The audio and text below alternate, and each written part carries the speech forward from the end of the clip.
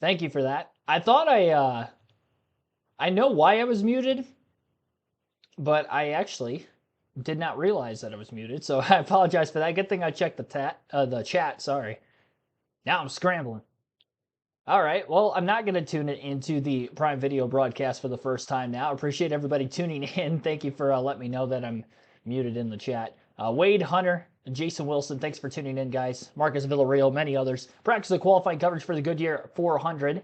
Thank you for everybody tuning in this afternoon. First of two trips to Darlington Raceway for the NASCAR Cup Series this season, and our sixth race already of the 2026 campaign. Eric Jones leading the way in practice early on, about 11 laps completed there. Riley Herbst sits in second, Austin Cindric third, Carson Hocevar fourth, Connor Zilic rounds out the current top five. About 7 minutes into the 25-minute group as of right now. And again, Group 1 and Group 2 will each have 25 minutes, field split in half, so there's kind of more space, I guess, to have cars on the racetrack at one particular time. One set of tires, and we're going to see a lot of tire fall off. I was just talking about the horsepower increase. 750 horsepower for this weekend's race at Darlington. That increase is for all short intermediate ovals as well as short tracks and road courses beginning in the 2026 season with the next gen car. We have already seen the horsepower increase at COTA with our only road course so far this season, and at Phoenix just 2 weeks ago. So third race that we've seen the horsepower increase. And with a track like Darlington that already yields a lot of tire fall off with the old abrasive surface, very, very worn out. We saw even in the Truck Series last night, in the nighttime conditions where the track temperatures are a bit cooler, there's a bit more grip than what there would be in the daytime. Still over 2.5 seconds of fall off over the course of a 20-lap stretch, and that's only going to get worse and worse throughout the run. Denny Hamlin was saying on his podcast in the test sessions that they had at Darlington that there was up to 4 seconds of fall off over the course of a full run. So if we see anything like that, there's should be a lot of comers and goers in the race tomorrow afternoon. And starting things off hot with Eric Jones, the two-time Southern 500 winner, out on top of the leaderboard. Toyota 1-2. No surprise there when you consider how strong they have been so far this season, winning 4 of the first 5 races. Denny Hamlin a win last week in Vegas. Ryan Blaney, the only non-Toyota to win at Phoenix. And, of course, Tyler Reddick, the first 3 races of the year, Daytona, Atlanta, and COTA. 29.925 is the lap time. That was fastest for Eric Jones with a 164.33 mile per hour average, 15 laps into the session as of right now. Yeah, that's tough. I was talking to absolutely nothing for the first couple minutes. I've done that before on the channel. I went to upload a video last night and I was unable to do it. And because I was using OBS, that's why I had the mic muted just so my audio wasn't dubbing over whatever I was recording.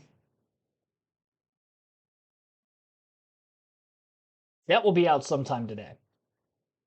There are some throwback schemes this weekend. Carson Hocevar running a throwback scheme to the famous Wrangler car of Dale Sr.'s past.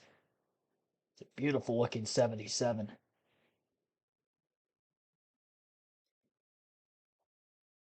One of my favorite paint schemes of all time. My personal favorite Dale Earnhardt paint scheme is his Wrangler car. Paint scheme that they have replicated on the 77, but that's a cool throwback right there. Did you hear that car jump over that, Kevin? Yeah, that bump is very sensitive. You want to be in the middle of that patch, and you see the. It is back to your point, though, Mike. I just heard that. That's a racer in me. But what a cool paint scheme. I mean, it takes me back to when I first started watching NASCAR. So look at the back of that car. Instead of Gene's Machine, it says Marg Machine. Margarita, Clint. Oh, buddy. There we go. Let's go to Chili's and have one. Well, he didn't give one away last night in the truck race. Did he have it stolen from him with 4 to go? Well, he got a flat tire, and he definitely had some handling issues that he was going to have to deal with those guys. Ross Chastain had run him down. But the thing that I love is he's already been on the racetrack. He's already dealt with the frustration of Darlington sliding around, knowing that the handling on that truck went away. You see the back of that car sliding around right there. So it's going to be a handful, but I think the more laps you can make here at Darlington, the better off you are as a driver to just get into that rhythm. All right, watch this. Stripe count. Starts with 1. I can already tell. Look out, we're sideways. Austin Cindric, hold on to it. Oh, that's just a little love tap. Little kiss. You're going to see a lot of that this weekend. Yeah, Already have. the racetrack right here, and it's hard to do early. You also heard him completely out of the gas along for the ride, and not much you can do there. He's already turning right, trying to keep it out of it. Larry, what do you got? Well, pretty much y'all are seeing it. We talked about it at the top of the show. Pretty much what we're hearing across the board. I'm loose everywhere. The rear's out of the track. I'm edgy in. I'm edgy off. I'm not comfortable in the steer wheel. Which about your downforce. Just think about the rear alone, the rear of the race car. We went from a 4-inch tall rear support to a 3-inch tall rear spoiler, and we went to the central rear diffuser. It's taking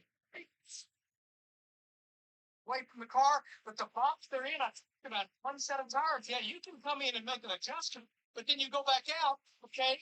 Where are my tires at? Did the change we make a difference? Or is our tires already went away on us? It is truly a box for these crew chiefs and drivers for these race teams. Well, a couple things right there that I want to unpack. The first one being ride quality. We already heard Austin Cindric talk about the ride quality of his car. What that means when they have a deficiency of rear grip, we want to lower this car down, Kevin, because that's where the rear grip comes from. Can't do that because my man's already saying that the ride quality's off. I'm bottoming out on the racetrack and it's affecting the way the car's handling.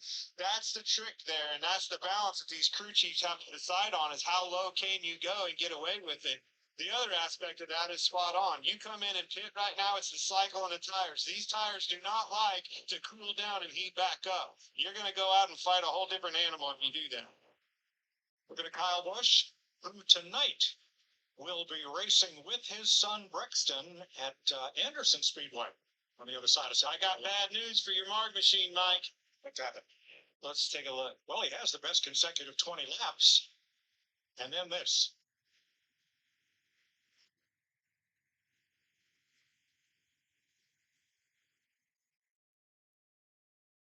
Oh, That was the wall. Yeah, and it looked like he just might have clipped the wall kind of creeps out right there. There's like a knob in the wall getting to the turn three. A lot of teams. You lab, we'll be ready to get up there.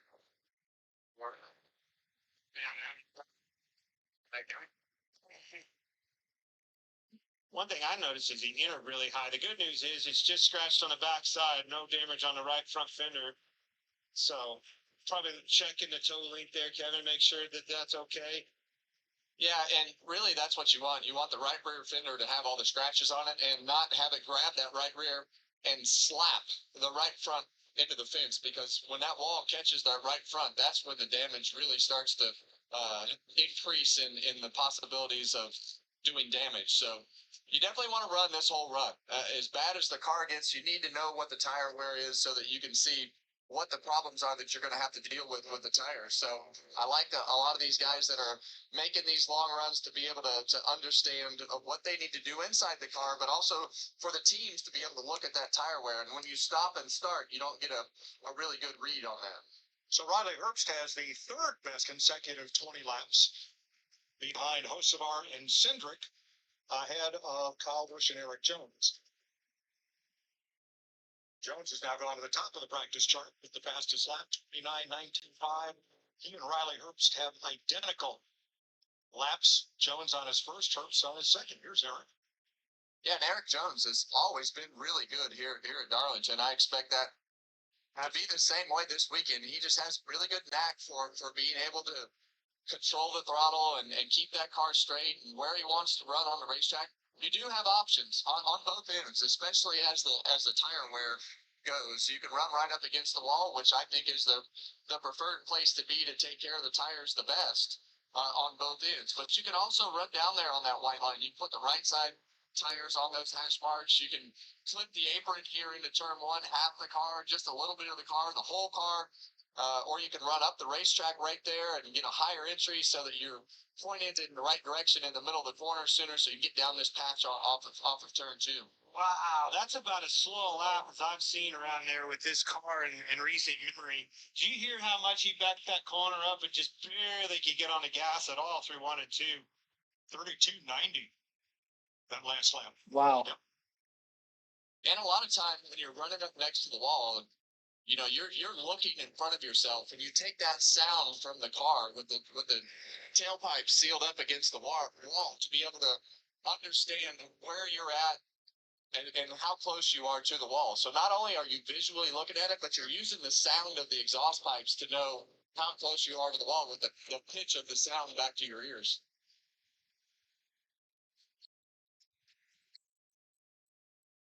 This continues for one at Darlington. 8 minutes to go. What's it big? Commercial break right now on Prime Video as practice coverage continues here on KRC. We'll go through the full leaderboard for this group and what is going on right now. Eric Jones is leading, Riley Herbst in second, Austin Cindric third, Carson Hocevar in fourth, and Connor Zilich the fifth fastest time in practice. Michael McDowell in sixth, Kyle Busch seventh, Josh Berry eighth, AJ Allmendinger ninth, and Cody Ware rounding out the top 10. Todd Gillen in 11th, John Hunter Nemechek 12th, Cole Custer 13th, Noah Gragson 14th, and Ty Dillon 15th. 16th is Ricky Stenhouse Jr., Justin Allgaier in 17th, 18th is Shane Van Gisbergen, Timmy Hill 19th of 19. Obviously, the other 18 cars in the field for tomorrow's race will be in Group 2 of practice, and we are currently under caution as of right now. So right after they cut the commercial, caution flag is out for the first time, and we shall see who it is for when they do come back. We'll take our first break of the stream here. You're listening live on KRC to our full coverage of practice and qualifying here for the Goodyear 400.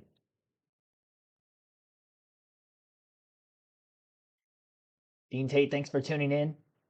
Wade Hunter, Jason Wilson, Marcus Villarreal, and many others that were in the chat earlier on. 16 votes have been casted for who you think is going to qualify on the poll today, and I'll leave that open for most of the stream.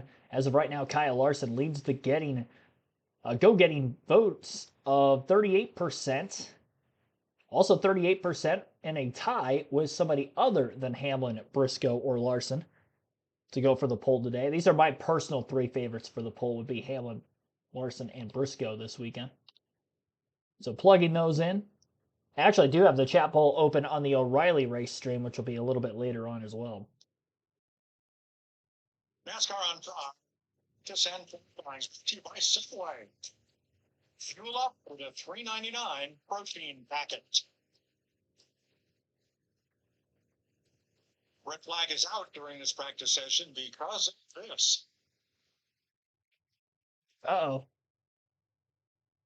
Low on the racetrack, Timmy Hill around backwards, Kevin. Yeah, he was extremely low on the racetrack right there. I'm not sure. He'd only run 5 laps. Yeah, I'm not sure exactly what he was trying to do. If he was trying to run the apron right there, or if he was actually trying to get in hit road. I mean, hit road, right here, you'll come down the hill about. You see that yellow line as we just went out of the shot right there. But getting onto pit road right here is. This might be able to tell us. Connor Zilich. He was way. I think he was definitely on the apron. Yeah, he was trying to pit. I don't. I think he was. You can run that whole car. There's just a little less banking right below those hash marks. And a lot of times we saw it in the trucks last night. You can run down there because the racetrack stays a little bit cleaner and try to hook those right side tires on those hash marks as it rubbers up. I think I'm afraid I'm looking over. He's a couple seconds off the pace on his fast lap. I'd say he had his hands full. Obviously, it spun out. Yeah. That's probably why he was in the apron. Not a mark on it, though. Well, that's because he started spinning, clearing the apron. He ended up really out of the wall. You know, Buddy Baker spent a lot of years in the booth, CBS and TNN. What he used to say of incidents like that, he started that wreck. He just didn't finish it. Hey, I can say this about this place. Don't ever make that mistake here. I did it one time and I'll never do it again. Say you flat side that right side and you worried about that right front blowing out. So you give yourself a little extra room. That's a bad mistake. Get closer to the wall. Closer to the wall hurts way less. Ricky Stenhouse Jr. did a nice job on pit road last night for the truck race in our drivers only telecast. Non-vegan. I think that's pretty funny. You gotta, we live in a sport where DEI has nothing to do with diversity and equity. Yes. I can see what they're in the business of. That is non-vegan. We are beef and beef only. Good old Jacqueline's. It's Connor's question. Come on.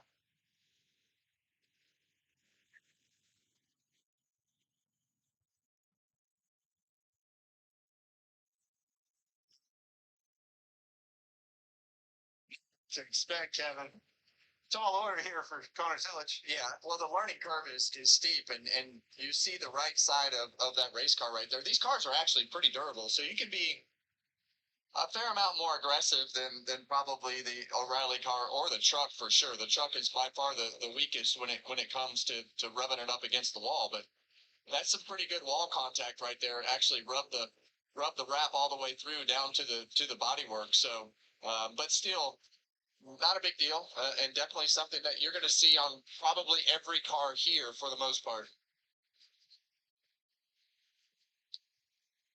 Justin Allgaier in the 48th this week, and Hendrick Motorsports announced earlier this week that Alex Bowman would sit out Darlington and the next 2 races as he continues his recovery from vertigo symptoms that are still present.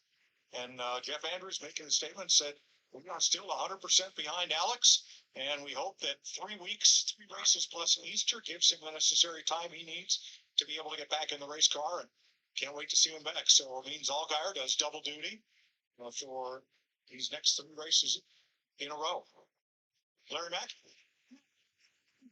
77 management, 23 matches, he got into the wall a while ago and bent the right rear totally. Team actually changed it before that last run. What I'm trying to find out from NASCAR is that an approved adjustment even during practice, because when you look at inbound changes, you can adjust the front toe, but you can't adjust the rear toe. Obviously, that's what the toe link controls in the rear.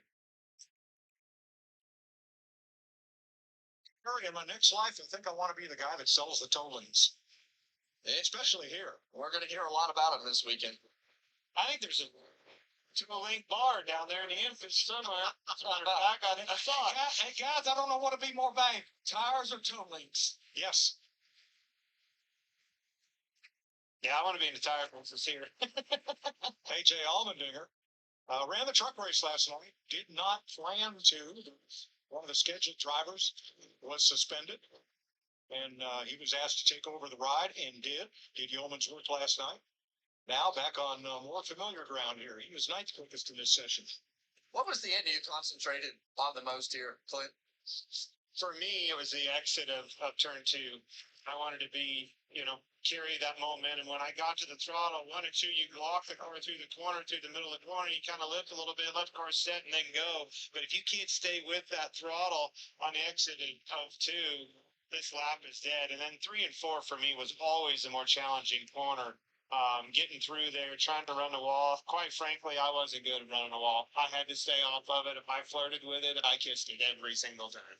Yeah, and that's the hard part in this car. Everybody's going to, for the most part, as the run goes, migrate up to the wall in 3 and 4. And I always felt like if I could just maintain in 3 and 4 and get off of turn 4 good, that I could cut that apron and try to get track position, get the position on them in the middle of 1 and 2 to put them in a bad spot on the exit. So you got to pick an end to get your car right to try to set up those passes. But I always felt like it was easier to make that pass at turn 1 later in the run. Now on the restarts, you gotta go wherever you need to go to make ground. Now, this is not a throwback paint scheme. This is just the one the Wood Brothers run most of the time. Yeah. It's certainly a historic paint scheme for the Wood Brothers, and nobody dominated Darlington like the Silver Fox, David Pearson. 12 poles, most all time. 10 wins, most all time. And he holds the record for the fastest 400-mile race ever run here. It's a throwback scheme. It always will be. It's legendary. I love it. It is. Love the Wood Brothers. Larry? Throwing carts at most of all. That is an approved adjustment during practice. So right now, wherever he qualifies, that's where he can start the race tomorrow. McDowell is 6th on the chart here. As we said earlier, last fall, he had the fastest lap of practice at a 29:007. Let's see how that stands up against Group 2. As just 1 minute to go in the session.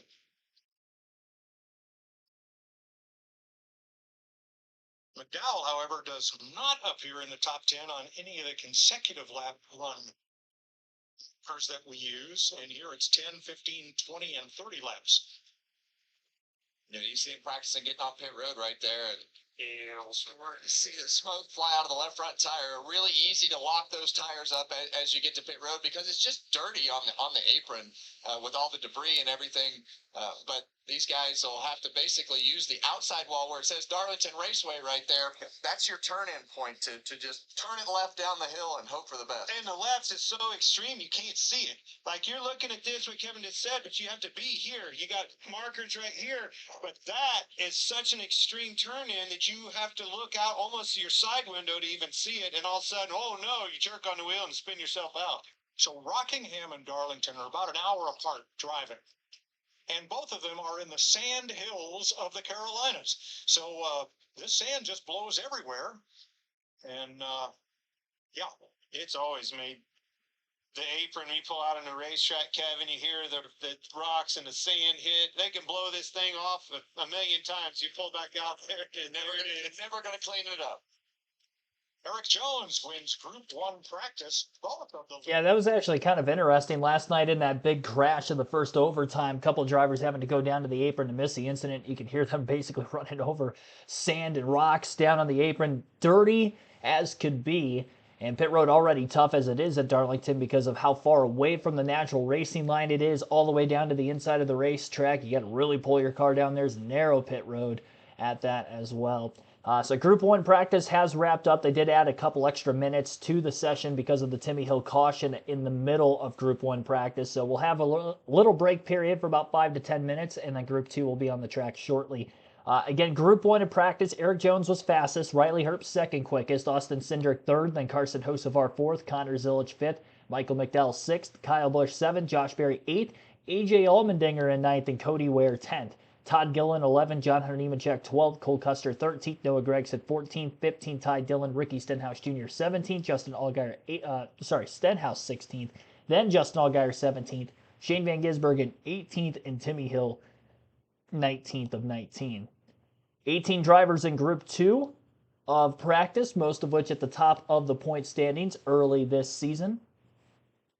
And if we look at the lap averages from Group 1, Austin Cindric actually had the fastest 5, 10, and 15 lap average in practice. Fastest 20 lap average was Carson Hocevar. Then he scrubbed the wall, came onto pit road, and Austin Cindric was back to being the fastest in the 25 and 30 lap averages in that session as well. So Cindric showing a lot of long run pace. We saw that obviously at Phoenix with the last 750 horsepower racetrack, so that is noteworthy. We'll see if Ryan Blaney and Joey Logano will be pretty quick on the long runs. They are both in Group 2 of practice. Something to keep an eye out for. And as for Carson Hocevar, obviously it was with less horsepower. Last and only times we've been at Darlington with this next-gen car, but he did finish in the top 10, ninth, in the fall of the Southern 500. Austin Sullivan, thanks for tuning in. Darlington seems to have one of the few tracks where the legacy cars have speed. Another interesting note, because we ran the 750 horsepower package back at Phoenix, that race was a 750 horsepower package. Eric Jones had a top 10 that day. He finished in 10th. That's his only top 10 of the season so far. Him being fast in practice today, does that mean he's got a shot? And he has won here before, 2 times, once with Legacy as well in that 43 car back in 2022. Fall off. Look at this. Fresh tires, 20 lap old tires. Eric Jones. Same driver, same car. Whew. Seems to be a lot. This one is pretty simple to explain. New tires are better than old tires. Yeah, I think this guy's going to win, right, Kev? Yeah. This version of Eric Jones is definitely faster than the 20 lap version. Regan. Well, let's get it firsthand from Regan. Well, guys, let's ask Eric Jones about this. He's watching what we are right now, and a lot of fall off out there. You're always so good at Darlington, one of those guys we always look for to be up towards the front of the pack. But what do you think when you see it put in reference like that? Yeah, it's kind of fun to watch. It does feel slow in the car as you get going, but you're so on edge. And I don't know, it's fun. I obviously I like coming here quite a bit, but it's interesting to drive. It reminds me we were talking just to the old car and the low downforce we used to run with the power then. And yeah, just sliding around goes really free. It'll be interesting to race tomorrow. I hope it doesn't get so tough to drive it's hard to pass. I hope I can still race, but it definitely has a ton of fall. definitely been a lot of fun to watch out there so far. And Mike, I gotta say personally, absolutely love seeing this Petty Blue 43 out there. How about that? What a nice throwback to when Wally Dolleback drove for the King. Eric Jones has 2 wins at Darlington, one of 8 drivers in the field who have been to victory lane here. And quite a few of the drivers who have won a race here have actually won multiple races here, like him, like Brad Keselowski, and several others. As far Chase Briscoe has won the last 2 Southern 500s. Denny Hamlin to add on to that list. Hamlin, a 5-time Darlington race winner. We will see what will happen in tomorrow's race, and obviously practice still continues live here on KRC. A little breakdown period between Group 1 and Group 2. Single car qualifying will be on the stream as well, and that will be immediately after practice. Estimated start time for that was going to be around 3:40 Eastern, but because of the caution and a couple extra minutes added to this session because of the caution from Timmy Hill spinning, I would like to think that we are going to have to hold off on seeing what's going to happen there at that time. They did move the start time of the O'Reilly race up 10 minutes, estimated for the drop of the green flag. So we will be live a little bit earlier than 5:30 p.m. Eastern today. Potential thunder showers later this evening, so hopefully we can get that full race in uninterrupted.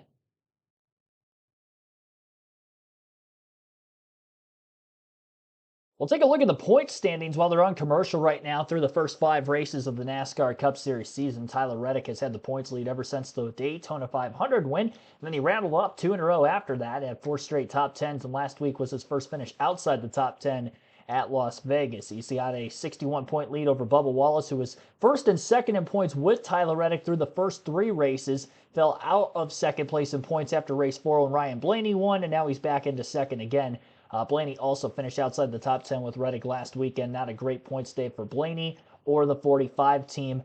67 points back is Blaney, 61 back for Bubba Wallace. And Denny Hamlin, with his first win of the season last week, jumps up now to 4th in points, 8 spots gained in the point standings with that win.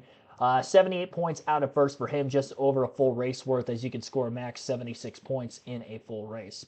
Chase Elliott sits 5th in the point standings, and you got Christopher Bell in 6th, Kyle Larson 7th, William Byron 8th, Chris Buescher 9th, and Ty Gibbs still rounding out the top 10. 3 straight top 5s coming into this weekend for Gibbs. Joey Logano in 11th in points, Brad Keselowski 12th, Ryan Preece in 13th, Michael McDowell 14th, Carson Hocevar 15th, and Shane Van Gisbergen in 16th, dropped 11 spots in points last week after sitting 5th in points going into that race. Just shows how much you can move forward and backwards this early in the season. Everything's still going to be tight amongst the point standings, minus the 3 wins, of course, for Reddick. That's why he's got such a cushion on everybody. But after just 5 races, still probably going to take another race or 2 before we really start to see things space out a little bit. And I would say after the Talladega Spring Race in particular, before we really get a good idea of who's likely to make the chase, and who is going to be on the hot seat of whether they will make it or won't. 2 drivers loaded up and ready to practice. Chase Briscoe there. Going to commercial again, it sounds like. Prime Video, again, visually is where you can watch practice and qualifying in full today. And I believe practice is actually live on YouTube as well on Prime on Sports in their YouTube channel. But as far as our YouTube channel, no visuals, live commentary as usual. Other statistical categories so far this season, Reddick and Christopher Bell have the most top 5s this year with 3 apiece. Most laps led on the season is actually Christopher Bell with 225, most of which coming at Phoenix. Denny Hamlin leading the most laps last week at Las Vegas is at 152 laps led on the season, second most of any driver. Third most is Tyler Reddick with those 3 wins at 112. And then we go down, or actually Kyle Larson third most at 117. Then at 112, Tyler Reddick is 4th. Joey Logano 5th most laps led on the season at 111. So that is what we're looking at in that statistical category. Some of the DNFs, none for a handful of drivers so far this year, especially at the top of the leaderboard, like a Tyler Reddick, Bubba Wallace, who are 1st and 2nd. 1 DNF for Blaney, none for Hamlin and Elliott of the top 5 in the standings. Drivers off to kind of a rough start this year through the first handful of races, trying to work forward. Chase Briscoe got his 2nd top 10 of the season last week, but with not a lot of stage points to show for, actually none at all. to show for because of having that pit road penalty back in stage 1 for speeding under green flag conditions. Trapped him a lap down for most of the race. The top 10 still gained him 7 spots in points, but he could have gained more had he ran top 10 from start to finish of the race. Still looking to make the chase, obviously, after a very, very uneventful start to the season through those first 4 races. Despite the fact that he did have a runner-up at Atlanta, he was outside the top 30 in the other 3 races. That really banged him. So that 19 team going to be interesting to watch. He's won the last 2 Southern 500s. The 400-mile races have not really gone his way, though, in the last couple of years. He has not finished in the top 10 in those. Needs to have a clean day from start to finish, and I think he'll be one of the fast ones to look out for, both in practice and qualifying. 2311 should be quick here as well. Both Bubba Wallace and Tyler Reddick have had pole awards at Darlington. They both have had a great track record here at Darlington as well. Bubba Wallace has 5 top 10s in the last 7 races at this track, and Tyler Reddick has 6 top 10s in the last 8 races, which are all the next-gen races here, including 3 runner-ups. So Reddick, Bubba, they should be quick again this weekend as 2311's off to a strong start for this season, really Toyota as a whole, because then you look at guys like Eric Jones, who's a 2-time Southern 500 winner, same for Chase Briscoe, and Denny Hamlin's a 5-time Darlington race winner. The odds are probably going to be that it is going to be another Toyota potentially dominated performance this weekend. Can anybody beat them? Chase Briscoe in the fall race last year won both stages and led over 300 laps, won the race. So, we'll look out for him. Group 2 practice just now beginning. It's an old school kind of track. The new schools weren't built then when I went to school. You're going to go to school, and we're going to see some kids going to school right here. Learn a little bit in the first group. Mind you, a lot of these guys right here, a lot of the hitters in this sport have teammates that were in that first group. Always learning within the Cup Series, using whatever tools you have, Kevin. Well, all the hitters are in this group, and you know, I think that you had Riley Herbst in the first group, so obviously Tyler Reddick's teammate gives you a great idea of air pressure, travels, all the things that you need to learn. So they'll have listened to that and made some adjustments on their car to hopefully get that where they need it to be. All the Penske cars had Austin Cindric. We saw him get in the wall. So a lot is learned in the first practice, but as you get into the second practice, we know that most of the cars in this group are the guys that we would pick from to win this race on Sunday. I want to watch the takeoff speed. I mean, obviously, we saw where Jones, he took off at a 29.92, was the fastest in that first group. I think this group will probably be more apt to just settle in and work on long run speed and not care so much about that big lap up front, Kevin.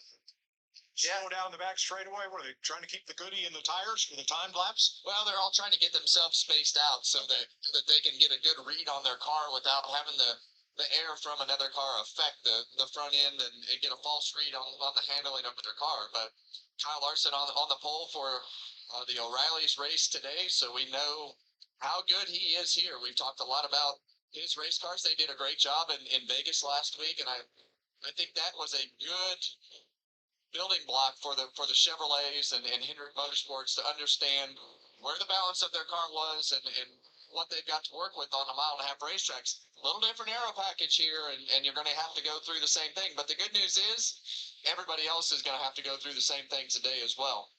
You know, I had a little bit a different perspective, a unique perspective, if you will, of Kyle Larson this week. We went on vacation with our kids for the spring break to Colorado.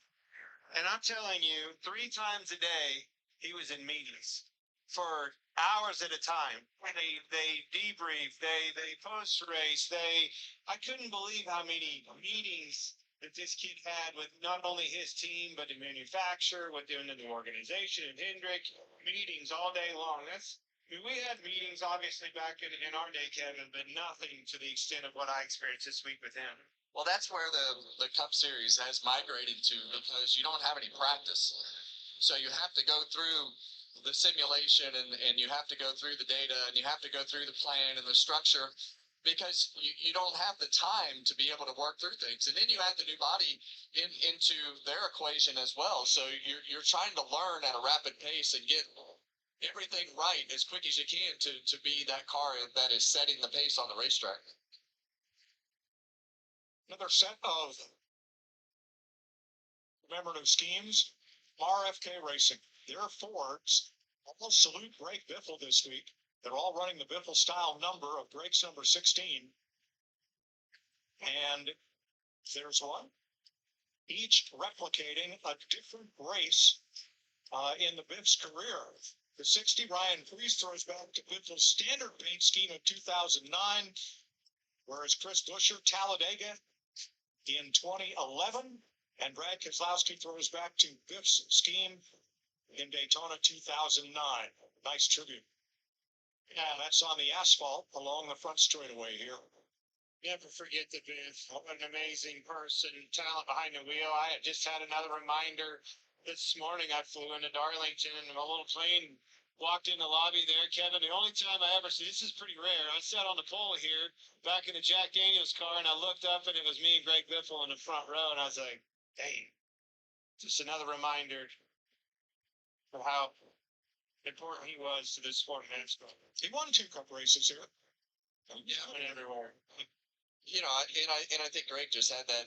He had an amazing ability to control the car, and this is a place where you have to be able to slide the car, but not overslide the car, and be able to manage the throttle and everything that goes with all those moments before it does it, and being able to anticipate all those things, like right here in turn 2, and be able to know when that front end's going to slide, and just the perfect timing to get that car back down the hill. And it's such a finesse racetrack to be able to put that car into the right spot as the run goes on. So what a great place. I loved racing here. This is one of the places that I miss coming back to every year from the driver's seat. There's Tyler Reddick. That was Brad Keselowski. This is Tyler Reddick. Well, just kind of picking up where we've left off every single race so far. This 45 is lights out. You saw him as we were riding along with on Keselowski's car. The 45 blew by him. Excuse me, that was the 60 car that he was. But nonetheless, his car is extremely fast. Again, need grip here, Kevin. You've been preaching to me. I need grip. These Toyotas are making really good grip. So you can't, 2026. You can't beat grip, Clint. You know that. And I think that, this particular weekend, with all the things that are different, the car that has the most grip is obviously going to be the car that's probably the fastest. And last week, the car that had the most grip won the race at Las Vegas with Denny Hamlin. So you got to balance that with a little bit of experience and all the things that it takes to race here at Darlington. But more grip, more speed. Looking at Denny Hamlin. Larry, we've talked about all of the unknowns coming into this race and how these cars are going to slide around. Nobody knows what to expect. What's the vibe down there as these drivers climb out of these cars? Are they happy? Are they upset? Are they scowling? What are you seeing? One thing I've learned about Darlington, Mike, and I've been coming here since 1980, even when my driver was leading the race, he was not happy with the race car. I see a lot of drivers just kind of shaking their head. Even Aaron Jones, that was pretty quick during that practice. I think he about his race car. One thing about Kyle Larson, I want to add in there about the 5 car. Kyle ran 5 laps. Cliff Daniels told him, Kyle, it's not going to get better. Bring it in now. Let's make adjustments before we put 4 laps. Boyd. Thanks, Larry. Denny Hamlin's won 10 laps. He is 14th on the board and 5th in Group 2. Ryan Blaney had some really insightful commentary last night in the truck race. I'm glad you guys had fun. Kevin, Brian, and Joey Logano called the truck race last night. Had a lot of fun with it. Where's Blaney on the board? Next to last, Mike. That's why I couldn't find him. I'm not accustomed to looking down there. Not very Blaney-like, that's for sure. Yeah, and you see his teammate right there in front of him. So all right, that's on the quick lap. Now, and again, to your point, Kevin, right there, 35th, 36th, that's 2 Penske cars, and it's the 2 champions of the Penske Brigade. But let's see where their fall off is. Just because they didn't take off fast, this is a different animal here. I need this thing to hold on. How do I do that? Don't blister those tires and beat them up early. If it's bad on the long run, we're in trouble. And let's not forget, it was the exact same way at Las Vegas last week when we had practice, and the 12 car ran just fine. Exactly. There is the fall off that Blaney has experienced, almost a full second here over 12 laps. Daniel Suarez fastest in Group 2 Wow. at Darlington. 17 minutes to go. All right, Suarez fastest in the second group right now, fourth quickest overall, the top 3 times all from Group 1. We're going to go over the overall leaderboard because that's not going to change as everybody's got about 10 laps or more on their tires right now that are currently on the track, and obviously Group 1 is already wrapped up. So practice leaderboard for today, Eric Jones fastest, Riley Herbst second quickest, both with a 29.925 and an average speed of 164.33 miles per hour on their fastest laps. Austin Cindric in third, then Daniel Suarez fourth, Carson Hocevar fifth, sixth is Tyler Reddick, Connor Zilic seventh, Michael McDowell eighth, Kyle Busch ninth, Josh Berry rounds out the top 10. Then you got Ross Chastain in 11th, Ty Gibbs 12th, AJ Allmendinger in 13th, Denny Hamlin 14th, William Byron 15th, Kyle Larson 16th, 17th Chase Briscoe, Cody Ware 18th, Chris Buescher 19th, and 20th is Todd Gilliland. Austin Dillon in 21st, 22nd Brad Keselowski, John Henry Nemechek 23rd, Cole Custer 24th, and 25th Christopher Bell. 26th Noah Gragson, Bubba Wallace 27th, Ryan Preece 28th, Ty Dillon 29th, and Ricky Stenhouse Jr. 30th. Justin Allgaier 31st, Zane Smith 32nd, Chase Elliott 33rd, Shane Van Gisbergen in 34th, and as you heard there moments ago, Joey Logano, Ryan Blaney 35th and 36th, only Timmy Hill behind them in overall speed, so fastest lap from the practice sessions themselves. Still a little earlier in the run, so we're not going to take a look at the lap averages for the Group 2 times. We will be doing some NASCAR trivia here shortly, and that will lead us into qualifying once we get a few more laps into practice, and then we can take a look at some of those long-run speeds at the end of it. We'll do a Darlington quiz for this week, since it is, of course, the week of Darlington, for when we do get the trivia. Once more, Prime Video, visual purposes, is where you can watch practice and qualifying, and we will be live for qualifying on this stream. You won't have to go anywhere. First of 2 streams today, we'll also be live for the O'Reilly Series race later at 5:30 p.m. Eastern. We'll actually go live a couple minutes before that because they did move the start time up about 10 minutes. And then at tomorrow at 2:30 p.m. Eastern, same start time we had for this stream today, we'll be live for the Cup race, the Goodyear 400. So hope to have a lot of fun there.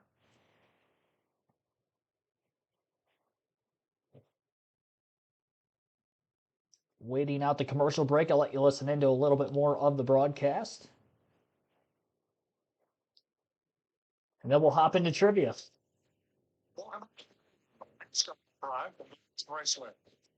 Practice for Group 2 with big time to follow. And this group is TC because way down at the bottom of the sheet. Fellas, you'd expect to be fast. Christopher Bell, 25th. Bubba Wallace, 27th. Zane Smith, 32nd. Chase Elliott, 33rd. And Joey Logano and Ryan Blaney right in the basement. Much like I said, though, be careful counting Blaney out. Let's keep an eye on our best consecutive 20, 30 as we go on into these runs. I think Blaney's going to be all right on this long run if I'm watching his fall off here.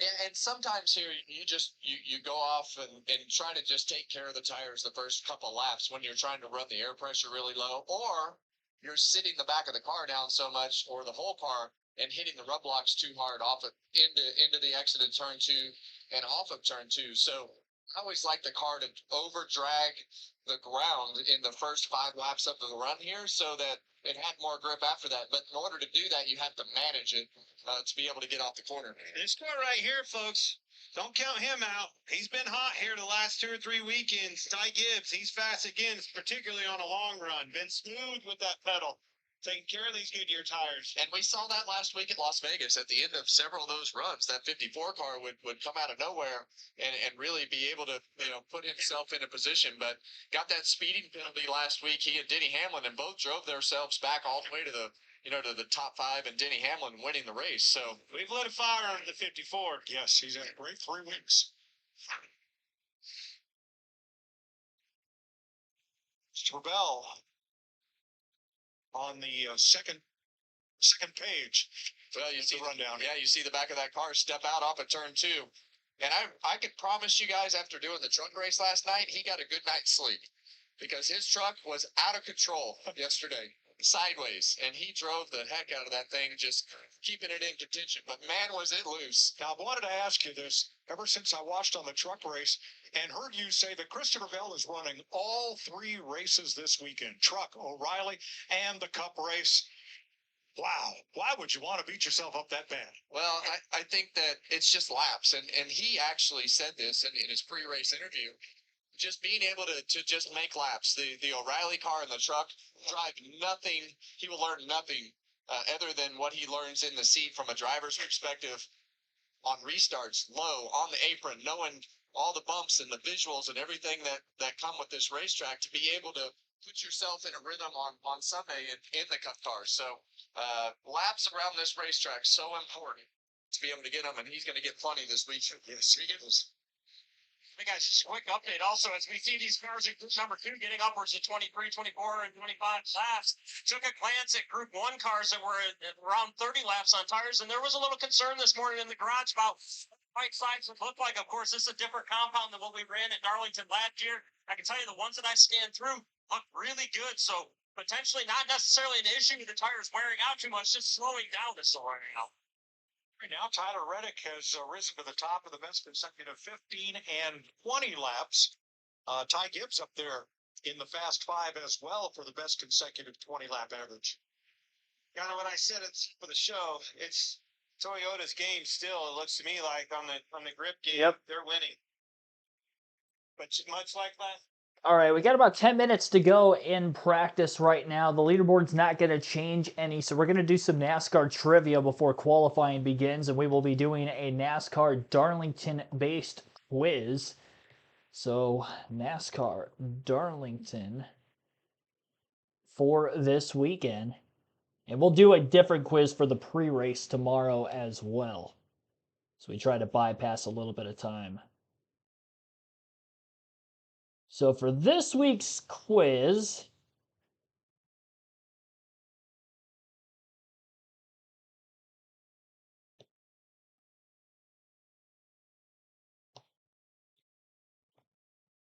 I say, let's do this one.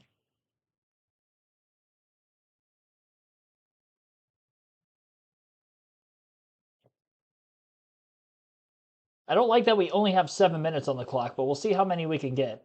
It's going to be a very tough quiz because there's only 7 minutes. Usually the shorter time ones, you got to think quick. And you almost don't really have time to think because you'd be wasting too much time doing so. We'll see what we can do. For this quiz, it is going to be any driver who has won at Darlington across the NASCAR Cup, NASCAR Xfinity, or now O'Reilly Series, and NASCAR Cup Series. And it is last updated 2025. Truck Series have only ran about a dozen races here. A lot of O'Reilly and Cup Series races, obviously. A lot of 2 races a season for the Cup Series for most of their time. We'll see how many we can do. The goal is to get above average. We've gotten above average in all the Cup Series quizzes so far. I'll be bouncing back and forth between streams to see how you guys are helping me out in the chat and see if you guys maybe pick up on any names that I don't end up getting. So without further ado, let's play. And let's start off with Chase Briscoe. And I think we have to kind of go in order for the Cup Series here first. So Denny Hamlin, he's got a bunch of wins. Brad Keselowski has some. Kevin Harvick has some. Truex. Martin Truex Jr. in recent years. Kyle Larson. William Byron has a win. Joey Logano has a win. And Eric Jones has 2 wins. Takes us back to 2015. Carl Edwards won the Southern 500 that year. I know Greg Biffle's got a couple wins here. Matt Kenseth, former winner. Dale Earnhardt, senior at least, has a Southern 500 win. Regan Smith has won this race before. Tony Stewart has not won a Cup race here, but he did win a Busch race. Ryan Newman,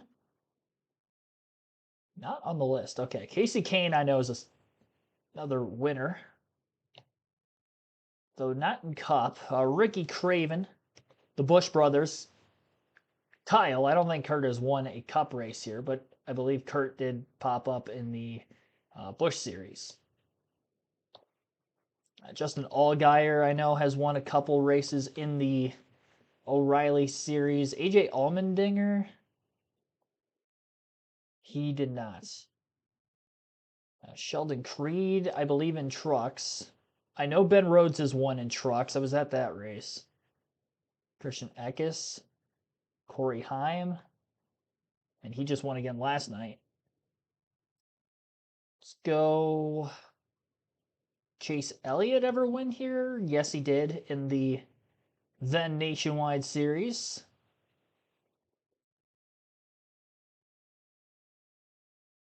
Todd Bodine. Jamie McMurray. They both have wins here in the Busch Series. Truck Series as well. Hornaday for trucks is not on here. Mike Skinner is not on here either. Jack Sprague. Man, who won those early Truck Series years? Bobby Hamilton? Okay, Bobby Hamilton did a couple times.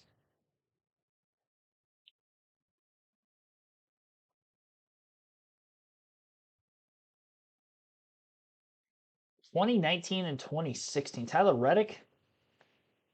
Let's go Cole Custer. Cole Custer's got to win. Christopher Bell. There we go. He's won in trucks at this track. 2024 in the Truck Series is so tough. Who won the 2024 Truck Series race at this track? Grant Enfinger? Ty Majeski? Off the top of my head, I have no idea who won. Might have to just come back to that. I know Darrell Waltrip is a former winner here. David Pearson 10 times. Richard Petty only won here once. Kelly Yarborough. Got Bobby Allison. Baker. Benny Parsons.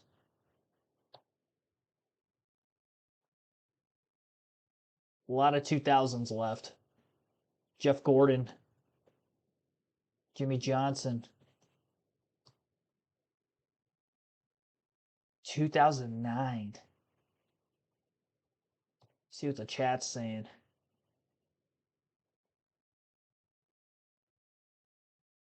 Elliott Sadler might have been the 2016. Okay, he was.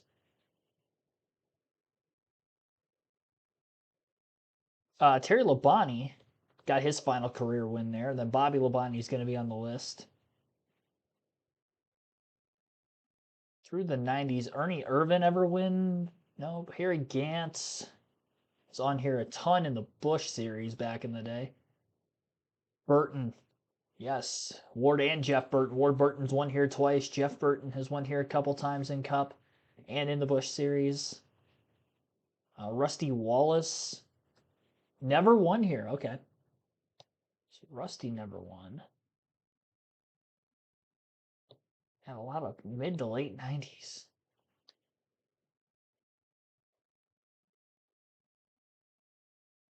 Who else? 2 minutes left on the clock. I do have Busch, Allgaier, Byron, Hamlin. Again, any winner across the top 3 series, Truck, O'Reilly, and Cup. 2009. Why don't I have that? It wasn't him. Jimmy Spencer ever win here in Busch? Felt like Randy LaJoy. Okay.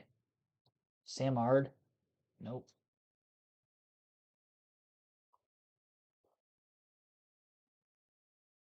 Musgrave.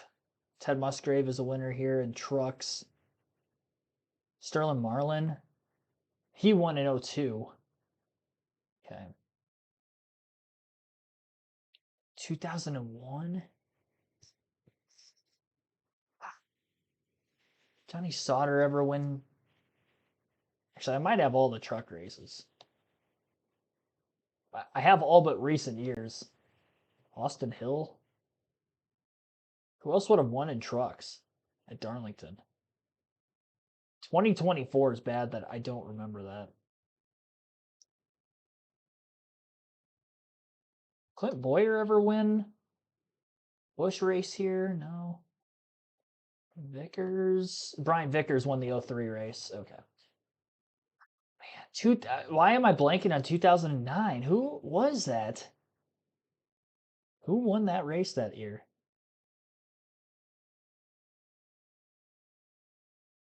Chat, Mark Martin. Oh, yes. Mark Martin.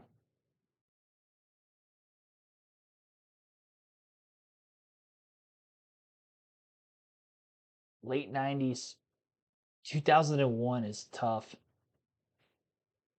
Morgan, no, he didn't win here. Kenny Schrader? Dale Jarrett won in 01. Dale Jarrett won the 2001 race here. I don't know if that was a Southern 500 or if that was the spring race, but Dale Jarrett's a 3-time winner at Darlington. Why did I not put Dale Jarrett? Ricky Rudd, 91. Lake Speed in 88. Tim Richmond in 86. We didn't get a chance to really go back to the 60s. I didn't try naming anybody from back then because we just didn't have enough time. I was kind of stuck on the 2000s, so it's my bad on that. Neil Bonnet in 81. Leroy Yarbrough. I almost put him in there after I put Kale, just because their names are so similar to one another. Daryl Derringer, Ned Jarrett would have popped up if I put Dale Jarrett. Fred Lorenzen's on here multiple times. Fireball Roberts is on here multiple times. Herb Thomas, Joe Weatherly, all on here multiple times. Nelson Stacy, Speedy Thompson, the Flock family. I got Fonnie, Johnny Mance, Dick Rathman, Curtis Turner. The only Busch Series races, Noah Gragson in 2022 and 2021. Okay, so Gregson won here twice. Jeff Green back in 2001. Those were the only O'Reilly Series races I missed in my lifetime. Before my lifetime, Dick Trickle won a Busch race in 98. Robert Presley won twice in the 90s. Dale Jarrett again in the 90s in the Busch Series. Ron Bouchard, Neil Bonnet, Jack Ingram in the mid-80s. And Ross Chastain won the truck race here a couple of years ago. That's right, they did mention that on the broadcast last night too, because that was the last win for Nice Motorsports in the truck series. Up until, well, I was going to say up until last night, but Chastain was not able to get the win. So, John Hunter Nemechek, by the way, in 2022, also a winner in the truck series. We did get above the average score, barely 80%. 79% is the average, and we got 80. So, pretty good. We're going to do one more quiz tomorrow before the start of the Cup race, so that is what to look out for there. Hopefully, everybody enjoyed. Remissy, thanks for tuning in. Nemechek was 2022 trucks. I thought I remembered that. Okay, yep. Yeah, Crafton didn't win. Rudd, yeah. I see a couple of your guys' comments in the chat. I didn't bounce back and forth enough, so sorry if you put those in there before I was done. Practice, speaking of which, is done. We were just waiting for qualifying to get started, so that is why we are in our down period here of waiting for qualifying to get going. And that will start in a handful of minutes yet. Timmy Hill will be the first driver to make a qualifying lap. Then after Timmy Hill will be Cody Ware, Todd Gilliland, Connor Zilich, Josh Berry, Ty Dillon, and Shane Van Gisbergen, Noah Gregson, Cole Custer, and Ricky Stenhouse Jr. Those will be the first 10 drivers to make a qualifying lap. One lap is all you can run for qualifying here at the Lady in Black.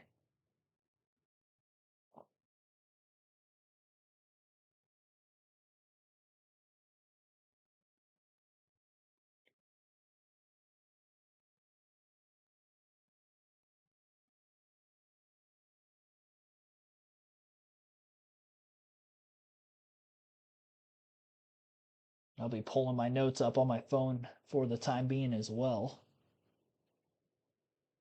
So let's get the notes. My qualifying prep notes.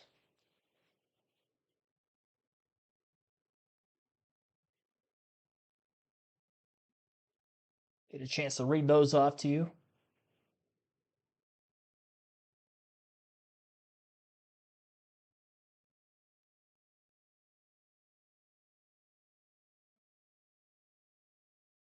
There we go. Got an interview with Connor Zilich from Regan Smith, it looks like.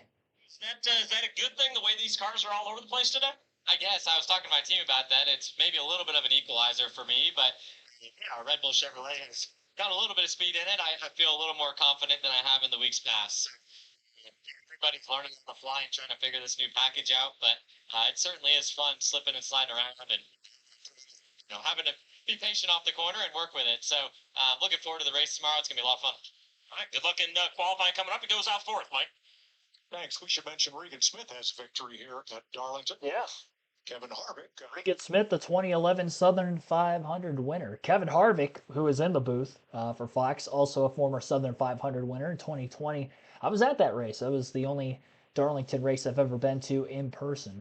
I have not been there in the non-COVID year where the crowd is packed as usual as it is on the September race in recent years, which is the Crown Jewel event, the Southern 500.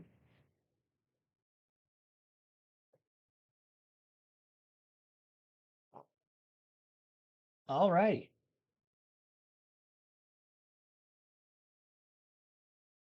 So again, Timmy Hill will be the first driver to make a qualifying lap.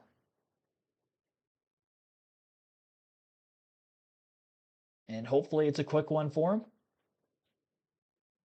Spun out in practice a little earlier, brought out a caution for it.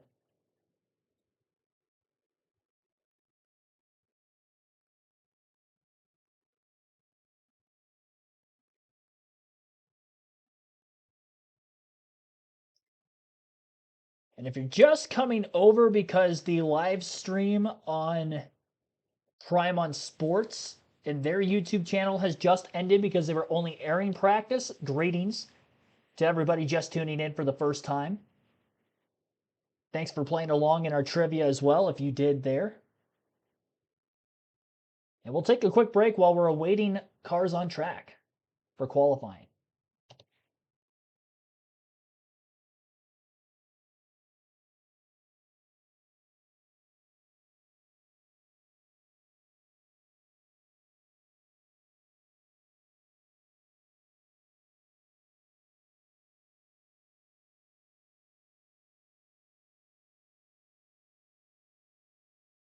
All right.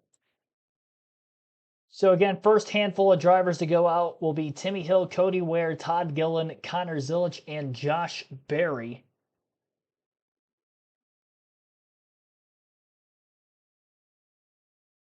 And as we start things off, Timmy Hill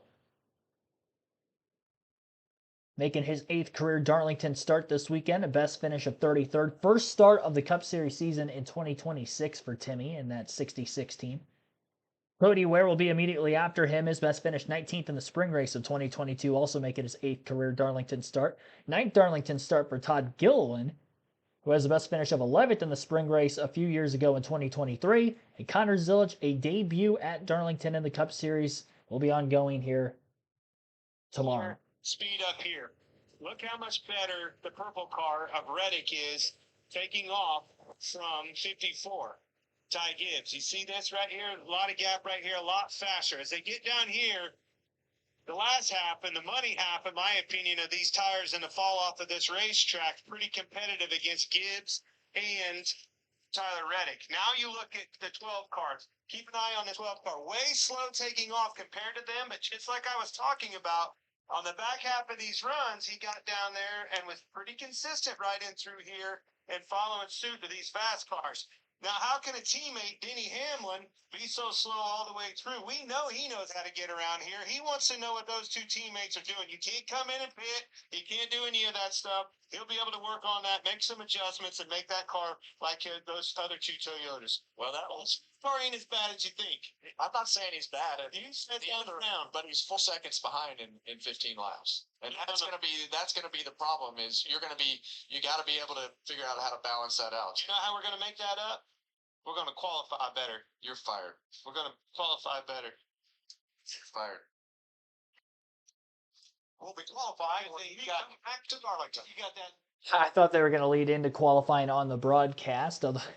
I hate to unmute it to let you guys listen into Clint Boyer and Kevin Harvick bickering with one another in the booth, but we'll be back at it here shortly. And practice has just wrapped up. Eric Jones, fastest in practice today. Fastest for Group 2 was actually Daniel Suarez, Tyler Reddick's second quickest in that group.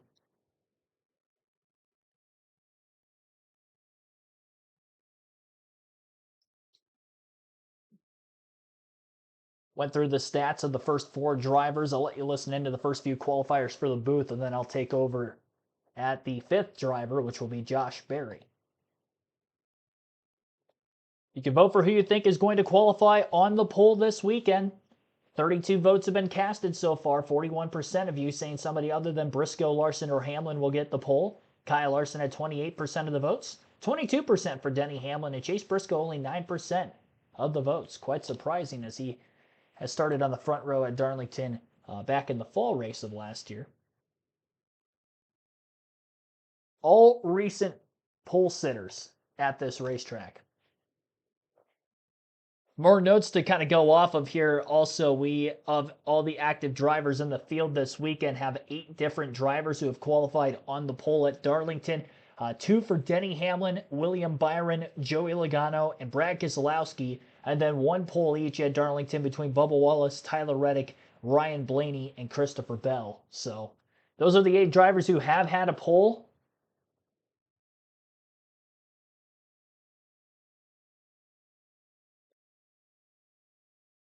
At Darlington, and we'll see if a 9th driver will maybe add them to the list. Or of the active drivers, maybe we'll see somebody who has qualified on the pole here before and maybe break the 4-string tie that we have at 2 apiece for 4 different drivers.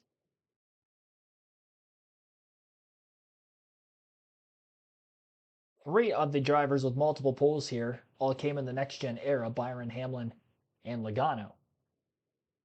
In fact, both of Logano's poles in the next-gen era is the only driver to qualify on the pole here multiple times with this car, and they were both in 2022.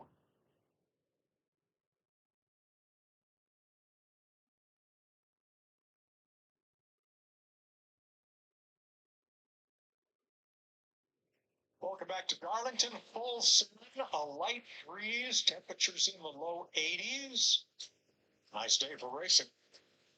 Bad day to be a beer, it said on that flag. I don't know why. What could be bad about that? Timmy Hill will be our first driver to qualify, according to the NASCAR metric of positions. And as he fires off and leaves pit road, let's check with Larry. Yeah, Mike, I'm here with Austin Cindric. Austin, 3rd quickest in that practice, best 10-lap average. Now that you've run this package here, everybody's been anticipating. What do you think now? Yeah, well, it's kind of got to do a bit of a control alt delete on the last 25 laps I did of practice, because you give not trusting any combined load in your car to go out there and definitely run the fastest lap of the weekend. So this place is always very hairy and a lot of fun in qualifying to put it on that limit, but yeah, it should be a decent lap. So is that going to be a problem going out there 3 to 4 seconds from the last lap you just ran? That's why I'm here, Larry. Freightliner Ford Mustang's fast, and yeah, time to go show it. Well, guys, I know they want to get to victory lane, but what they're looking for right now is their first top 15 finish of the year. Thanks, Larry. Timmy Hill making his first start of the season. His last 2 cup races were also here at Darlington in the fall, the last 2 years. Well, Timmy was backwards in practice today, so definitely tough to go from spinning out, trying to go out there and get the most out of that car, but he does a good job here at Darlington. Cody Ware has 7 Darlington starts, best finish of 19th here in 2022, and he was pretty good in practice. He had the 18th quickest lap overall.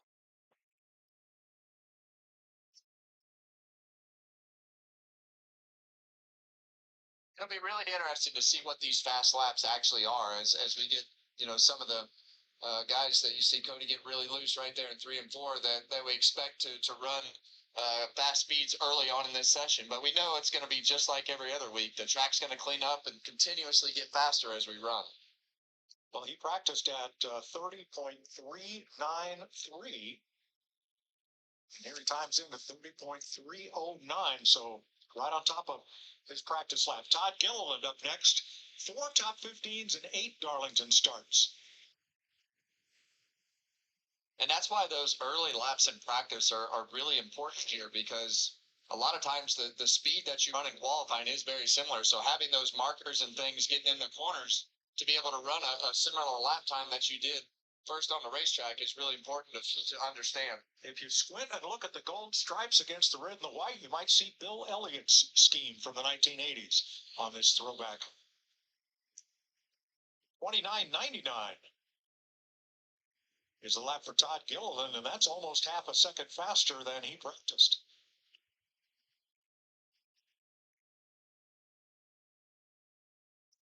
Connor Zilic making his first Cup start at Darlington. He has one O'Reilly start here, finished sixth last year. Need a solid weekend out of this 88 car. You start getting the ball rolling. Don't want to lose his confidence, Kevin. Confidence is everything in a sport. Myron clear back in 35th in points already. Yeah, and you saw him really fast in the first third of that corner in 1 and 2, kind of gave some up through the middle in the exit compared to Todd Gilliland, but always hard to judge the speed and how far you need to drive that car into the corner in turn 3 without sliding the thing all the way up into the fence. Especially when you don't have any experience doing it. First time ever, right there. Well, Zilic had a 30.08 in practice. He times in at 30.09. So the first four qualifiers, Todd Gilliland first with a 29.997. Second is Connor Zilic with a 30.091, a 30.309 in third for Cody Ware, and Timmy Hill a 32.044 in fourth. On to Josh Berry and the Wood Brothers, number 21 Ford Mustang, the Motorcraft Ford. As for Berry, he has a career best third place finish in the 2024 Goodyear 400. His other four finishes, though, not great. 30th or worse in the other 4 career races at Darlington. So 1/3, 30th or worse than the rest. Hopefully Berry can have a clean day this weekend. He crashed on the opening lap of the Southern 500 last year. 29.878 for Josh Berry. He will jump to the top of the leaderboard of our first 5 qualifiers with a 164.589 mile per hour average. On to Ty Dillon in the number 10 Colleague Racing Chevrolet. 13th career start at Darlington for Dillon. His best finish in the 2022 spring event where he ended up 12th. Working his way through turns 1 and 2 right now on the edge of control at Darlington, especially on a qualifying lap where you're trying to go as hard as you possibly can. One of the more fun tracks to watch a qualifying session throughout the course of the season. Would not be shocked if somebody gets up against the fence in their qualifying time trials today. 30.584 for Ty Dillon is going to slide him 5th, just ahead of Timmy Hill. Dillon has not had a great performance in qualifying so far this season. Shane Van Gisbergen making his 4th Darlington start. His best is 20th last spring. Finished 20th and 32nd in both races here a season ago. He's towards the bottom of the leaderboard in practice. He's still sitting top 16 in the points to try to make the chase. So we'll see if he can keep that consistency up from the start of the season. Needs a good run this weekend to do so. Especially with some heavier hitters still outside the top 16 in points that were off to a slow start through the first 5 races of the year and trying to play catch up. And SVG will slide in 4th with a 30.125 as he wraps up his qualifying lap. Noah Gregson, a 2-time O'Reilly Series winner at this track, will be rolling off 8th in qualifying. He has the best finish in the Cup Series 2 different times of 14th. Cole Custer immediately after him. Custer has a best finish of 11th in the 2021 fall event at Darlington. Starts here. His best practice is 58. Another guy, we just need a solid weekend. Hasn't been able to put together the entire weekend. He's had some ups and downs through the course of the first few races here, but then Darren needed some stage points and just get out of here with positive momentum and mojo. Yeah, and he chose to run the bottom of the racetrack, and I think if he had to go do that over again, he'd move up the hill. It was just because of the exit, right, Kev? Yeah, well, he just had to. A lot of times when you get that car down low and you try to slide it up in the middle of the corner, it almost feels like you're in no man's land, but still a decent lap for Noah. And another Ford pickup, and he picked up 6/10 from practice. Gregson now second. Cole Custer, also a Saturday winner at Darlington. That was back in 2019. 9 Cup starts here with the best finish of 11. His best practice lap, 30.56. You saw Cole right there. Had to pedal the thing a little bit off of turn 2. You want to be as close to wide open off of turn 2 as possible. I think that this higher line Thought he got against the is wall. going to be the place to be. I think Noah just exposed that, trying to run the bottom after he had such a great one. Cole Custer going to wrap up his lap in 7th with a 30.422. Gregson just before him jumped to 2nd on the leaderboard ahead of his teammate Todd Gillen with a 29.980. 9 drivers into qualifying. On to Ricky Stenhouse Jr. now, the number 47 Jack Link Chevrolet. Best career finish for Stenhouse at Darlington, 8th in 2022 in the spring race. He finished 25th and 30th in both of last season's races.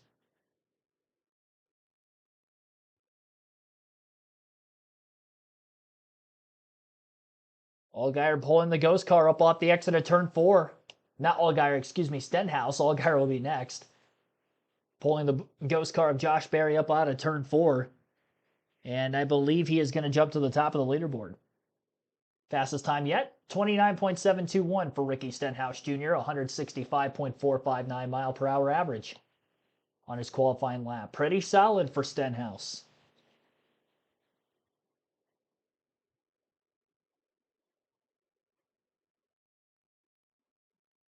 Commercial break on Prime Video for the time being. The next several drivers to go out and make a qualifying lap will be Justin Allgaier, followed by Kyle Busch, Riley Herbst, Michael McDowell, Austin Cindric, AJ Allmendinger, Eric Jones, John Hunter Nemechek, Carson Hocevar, and Ross Chastain. Those will be the next 10. Alpine fan Ski, thanks for tuning in. Any non-Toyota look good? I mean, yeah, there were several that did look good in practice, but not to the extent that we saw out of Toyota. Spire Motorsports looking good in practice, but we've seen that a lot on the short runs. They tend to struggle more on the long run side of things on the intermediates. They fire off well in practice and qualifying a lot. And for Hocevar's sake, he has qualified on the front row at Darlington before for the Southern 500 in 2024, so there is a possibility that he can put up a good qualifying performance again today. And he was 9th in the fall race last year also. Toyota is going to be the tough team to beat. I would say Hendrick Chevy's probably going to be 2nd. And then Penske, kind of nowhere to be found in practice. Long run speed a little bit better, especially for the 12 of Blaney. He'll probably run top 10 this weekend. RFK Ford's kind of intermediate in practice speeds. Very similar to what we saw at Las Vegas really last week. A lot more of the same this week, by way of who looks good by the eye test and by the lap time and the speed charts. We'll see if that'll correlate the race day again. When Justin Allgaier hits the racetrack, he will be making his 2nd consecutive Cup start, as he ended up racing last week for Alex Bowman. It was announced that Bowman will be out for the next 3 races now, including Easter weekend. So the next month, Justin Allgaier going to be in that 48 car in replacement of Alex Bowman while he is still recovering from vertigo. Best career finish for Allgaier in 2014 of his 2 Cup starts here was 23rd. He has 2 career O'Reilly Series victories at this track. Kyle Busch will be after him. Kyle Busch is a 2008 winner at this racetrack. 3 straight top 10s for Busch at Darlington entering this weekend. First, review data and talk it over with their teams.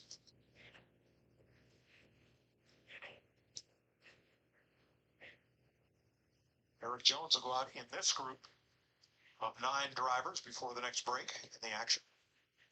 Eric's always done a really good job here. He's just got a great knack for this racetrack. I can't wait to see what that whole group has on Sunday. Now, in some ways, he reminds me a lot of David Pearson. He takes what the car will give him, but when it's time to go, if the car is there, he can get the job done here.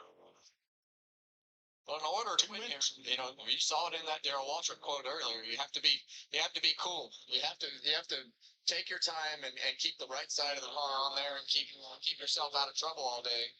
Keep yourself rolling until the end of this one, and you'll have a chance. Justin Allgaier is a 3-time winner here on Saturday, but he's making his first Cup start at Darlington since 2015. His best lap in practice was a 30.67.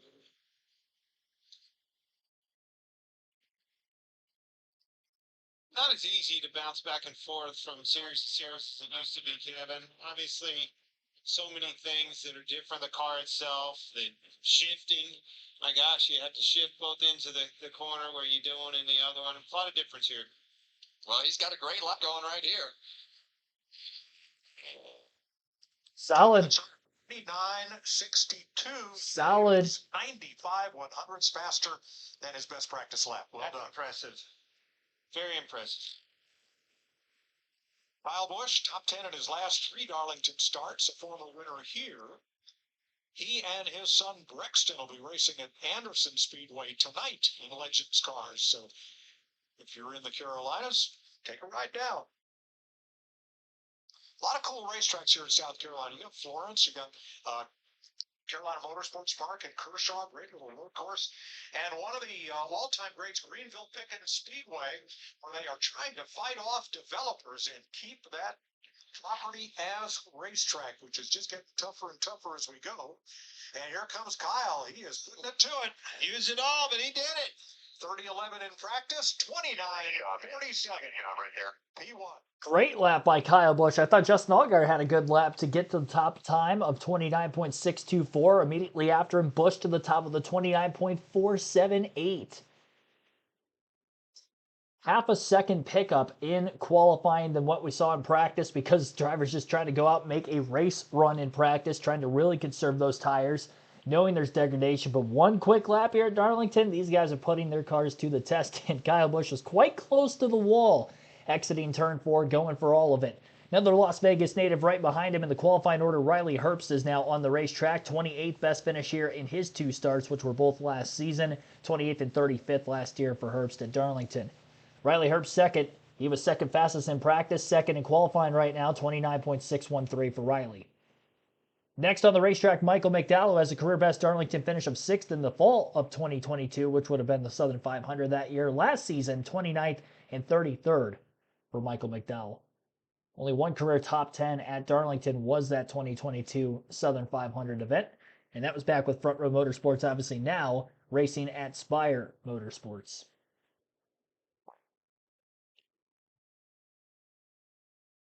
McDowell on track, trailing behind the Ghost car, so it does not look like he will jump to the top of the leaderboard. His teammates Suarez and Hocevar both faster than him in practice as well. 29.731 for Michael McDowell, and that will jump him up to 5th.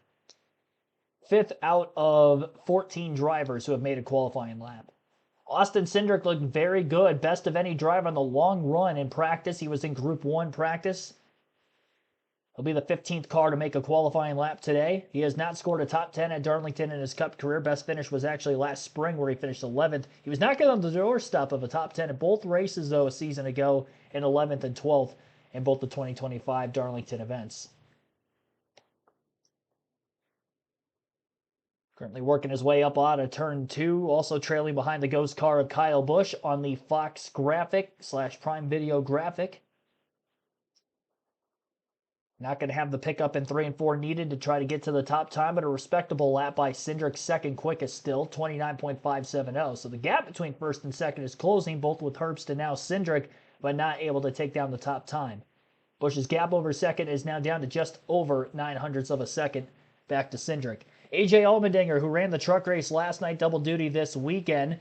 Daniel Dye was suspended from the truck series, so Allmendinger got the late call-up for that race this weekend. We'll see if he'll start any more in those Ram Truck Colleague events. Colleague in the Cup Series still with Chevrolet, of course. 5th is the best finish for AJ, and it was in the 2025 Southern 500 last fall. That was his only career top 10 in Darlington, too, was that 5th place finish last year. Middle of the road for Allmendinger in qualifying, 29.885. He is now 8th. 2-time Southern 500 winner Eric Jones will be on the racetrack. Those wins coming with Legacy Motor Club in 2022 and back in 2019 with Joe Gibbs Racing. He was fastest in practice today as well, and I expect him to be pretty quick in qualifying too.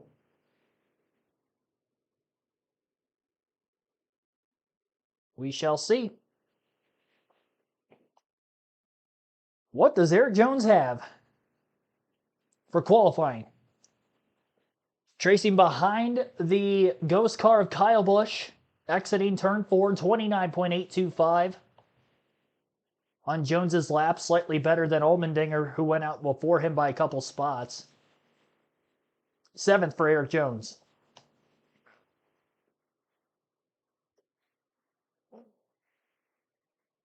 Showing a replay, it looked like Jones actually got a piece of the wall in turns 3 and 4 on this qualifying lap. Maybe had a shot to try to go for second up until then. Scrubbed a bit of speed off when he got out of turn 4 and down the front stretch. Jones's teammate John Hunter Nemechek will now be up. A couple career top 10s at Darlington for Nemechek, including 4th in the Southern 500 last season. He led 15 laps in that race, finished 9th and 8th in both of the first 2 stages, so ran top 10 all day and got away with a top 5. Solid run last year. We'll see what John Hunter Nemechek can do for the spring race and return this season.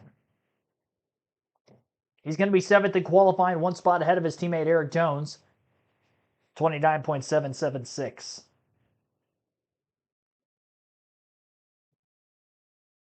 And on deck, Carson Hocevar.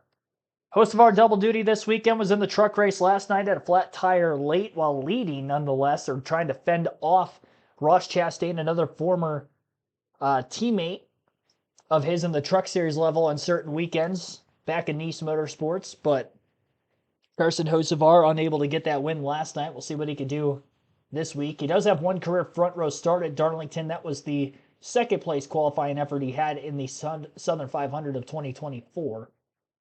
And he put together a pretty strong lap here, 29.677. 5th quickest for Carson Hocevar in quali. 9th place finish in the fall race of last season, his best in his career. He was 32nd in the spring race last year. On to Ross Chastain, who has a career best finish of 3rd in the 2021 Southern 500. 11th or better for Chastain in 5 straight Darlington starts, and here he goes in qualifying next for Trackhouse Racing.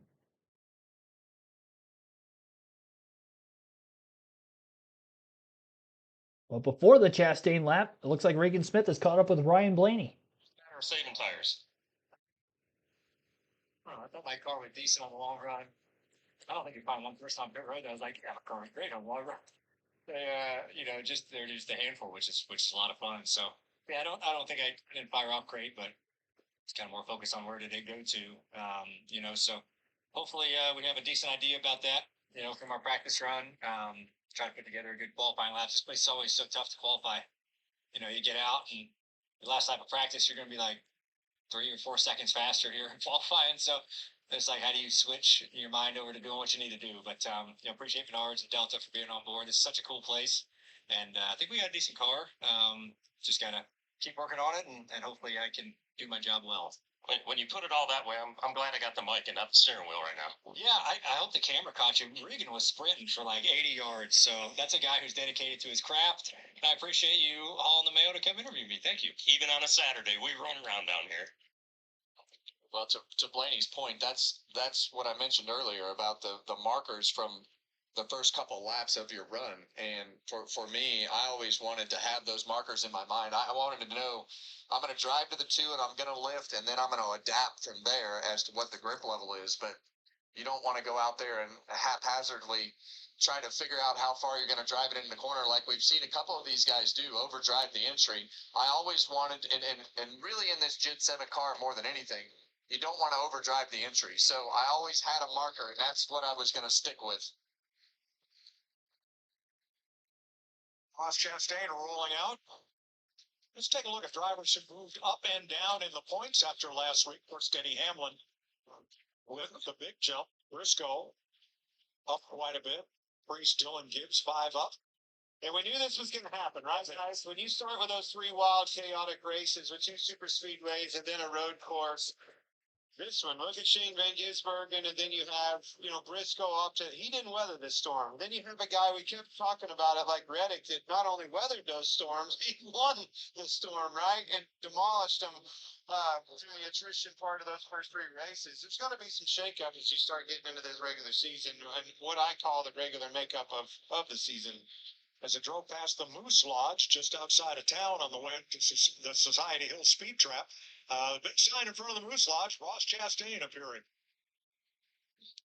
His average finish in the last 5 Darlington races is the best of all drivers. 30-20 in practice for Ross.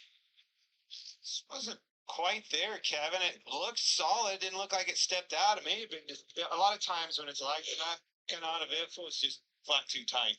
Yeah, and a lot of that happens when you go into turn one. How does it react when it's going up that hill? And that sets the tone for the whole rest of the corner and through the exit of two. So here's Daniel Suarez, 30:04 in practice. Has one top 10 finish at Darlington. 1 and 2. Really good. Come on, baby.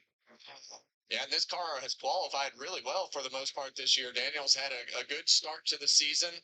Everything seems to be going pretty well for his new group and himself over at Spire. And it all starts with qualifying. Not quite on the pole right there, but a great effort. Half a second pickup for Suarez to 29:55.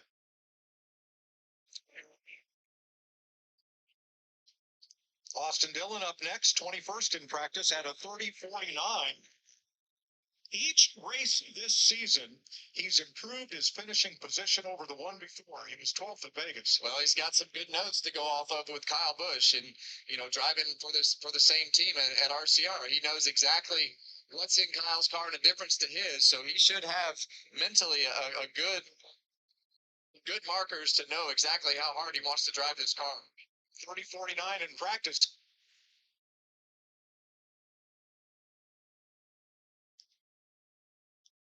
'53, and that is 96/100 faster. That is Pulled off the wall in 3 and 4, Kevin, and I think obviously that's what made the difference. A lot of times when you get through 1 and 2 as good as he did, boy, it really kind of sucks you in to overdrive in turn 3. Shane Smith, 3 top 15s and 5 starts this season, carrying a 2000 Elliott Sadler paint scheme on his number 38 Ford. Zane's done a nice job as we've got this season off to the first 6 weeks here. So hopefully they can keep that momentum rolling and keeping the cars all together in one piece for the most part allows the team to really progress things and start working on the details. He picks up nearly a second, 29:72, ninth fastest. Joey Logano way down the practice chart at 35th. Won here in 2022. Has only a pair of top 10s in the 7 races since that victory here.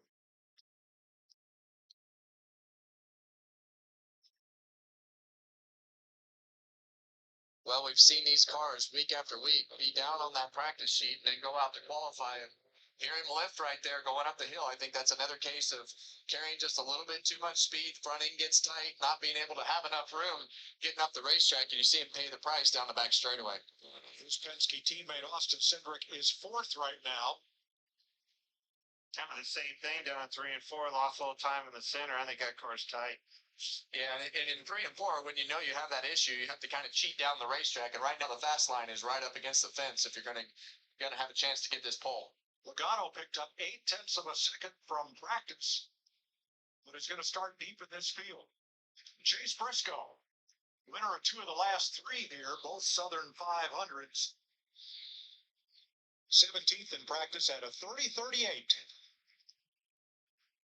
Oh, same thing, Clint. He actually had to use the wall to slow himself down, but it is a massive commitment to be able to run for this pole. And you're seeing all these guys go ahead and make that commitment to try to hope that that thing will turn before it goes up the hill and hits the fence.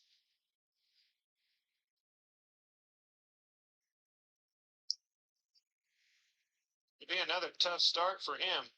12th right now. Fighting quite a handful. Sure taking a long way around the tree so far. He did pick up 4/10, but here's Ryan Blaney.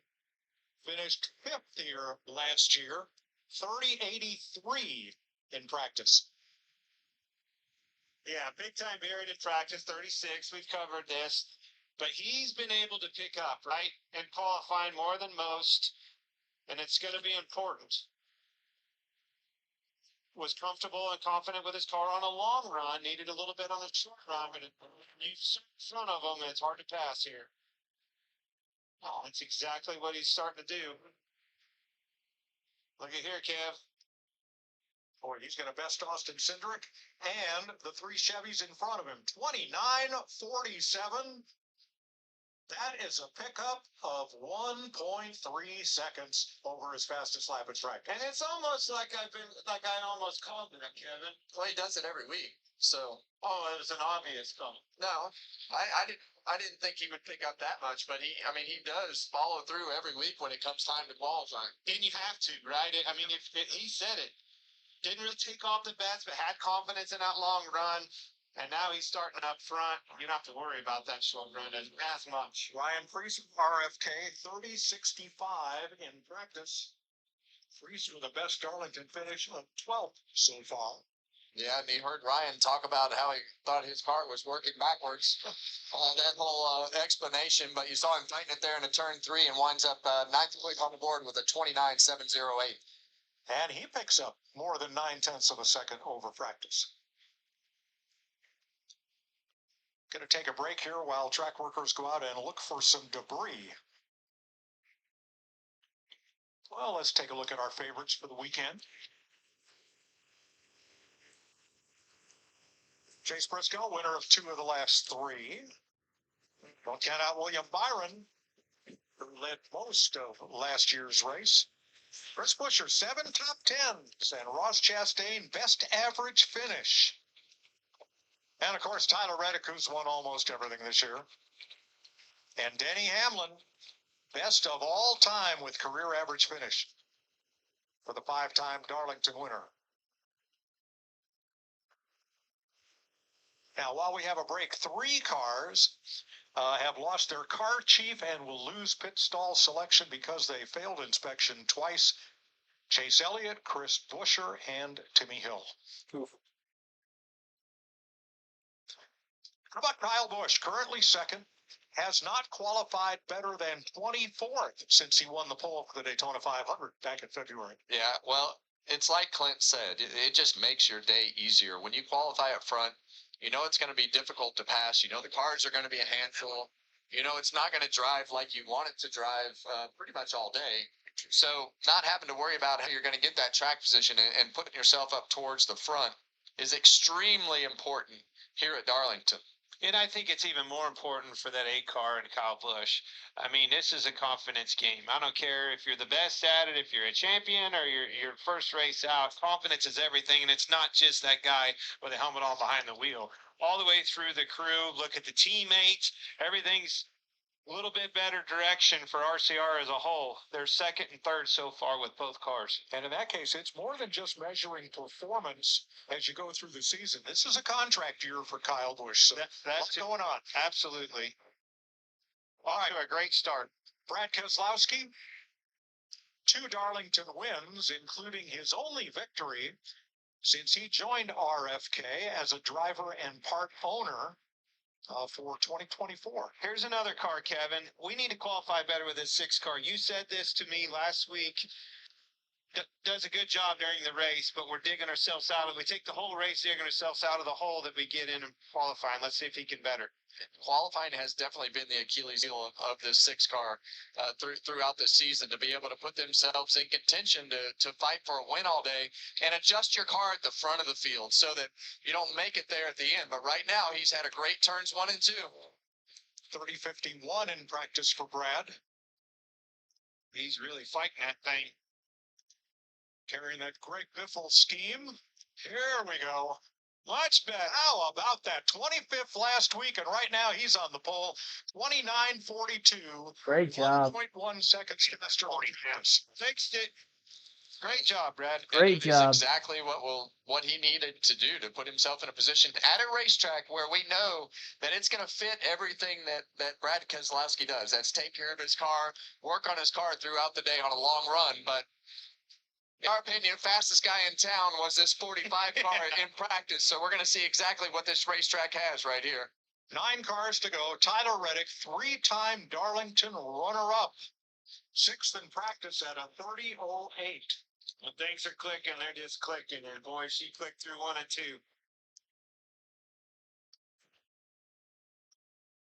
Brad Keselowski's party may be short-lived. Wow. Oh, what a moment there off of turn 4. Wheeling it. 29.07. Oh, yeah, buddy. That's going to be tough to beat. Smoked him. Good. They picked up a full second. And I will say, now he pushed it through the center of 3 and 4, but is there a little left on the table off of 4, Kevin? It was close. I mean, he definitely slipped the back, but we saw he and Kyle Busch slipped the back right there. And All right, 8 cars to go. Kyle Larson, 16th in practice at 30:36. A winner here in the Southern 500 in 2023. He's finished in the top 3 in nearly half of his Darlington races. Was pretty disciplined getting into the corner, actually both ends right here, but was throttled up pretty early and matched him, but not the case down here in 3 and 4. That 45's in another zip code. Yes, sir.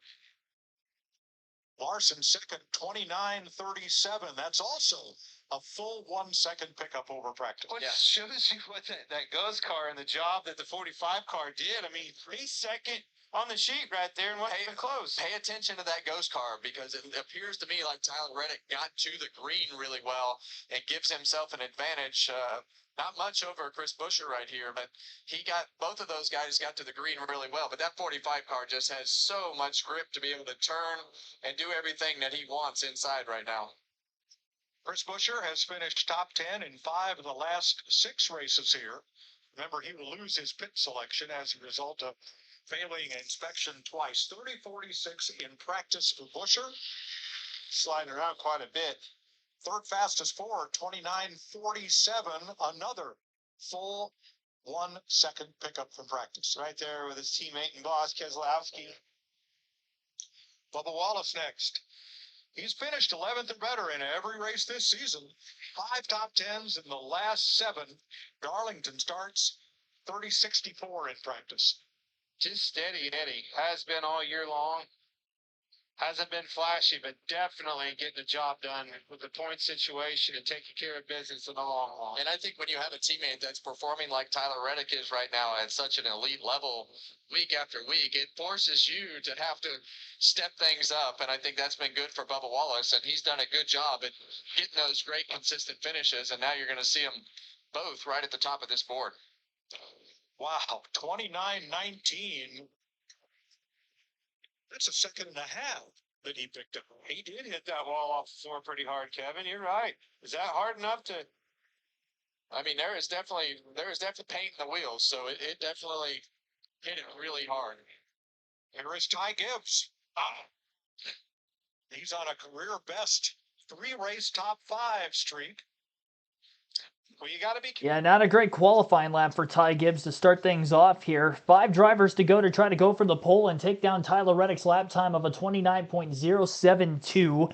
Ty Gibbs has a career best finish of a runner-up in the 2024 spring race here, and 3 straight top 5s in the last 3 weeks, entering this weekend a career high as well, as Mike Joy just alluded to. Got up into the wall in turns 1 and 2 on his qualifying lap, so ended up not being a great lap overall. And Ty Gibbs was 24th with a 29.889 in qualifying. That average lap pace for Reddick was a 169.152 mile per hour lap, a 29.072 second lap time. So Reddick currently the pole sitter. Bubba Wallace is in second, 23:11.12. And a little bit over a tenth of a second, the difference between Reddick and Wallace. Initially, when Reddick grabbed that top lap time, he was over 4 tenths faster than that of Brad Keselowski, who was in 4th, but a couple more after him have picked up, and we'll see if that will continue to pick up. Christopher Bell now on the racetrack for Toyota. 2 third-place finishes here, and he also has 2 front-row starts at Darlington, including 1 pole, as he tries to go for his second track pole today.